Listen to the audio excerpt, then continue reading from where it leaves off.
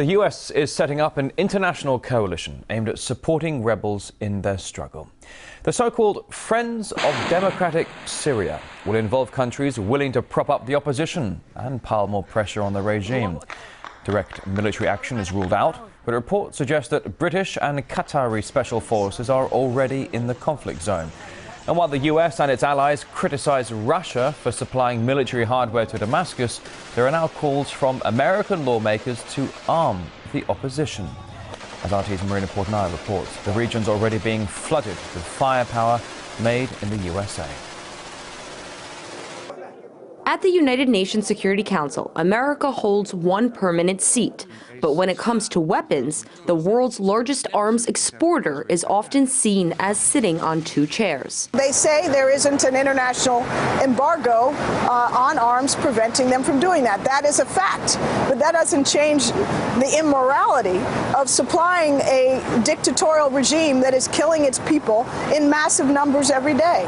And we are deeply concerned about that. As U.S. officials continue publicly scolding countries over relations with Syria, critics say the accusations are being thrown from a tremendous glass house. The U.S. is hugely hypocritical in this regard because they've long been the largest arms dealer, and most of those weapons that the U.S. has sold historically, more than $400 billion worth since the 1960s, have gone to the Middle East. And you can't argue seriously that it's made that region any more stable.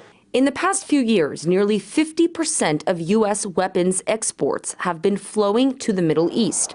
Many countries with the biggest appetite for American weapons have also made headlines for carrying out brutal crackdowns against dissidents and opposition groups. If you're our thug, you're okay, and if it's their thug, you're not. I mean, this is, for all of us who have been overseas, the duplicity and hypocrisy of American foreign policy is painfully evident. According to congressional figures, America has sold $1.4 billion worth of weapons to Bahrain since 2000. And America struck its single biggest arms deal when Saudi Arabia ordered $60 billion worth of arms.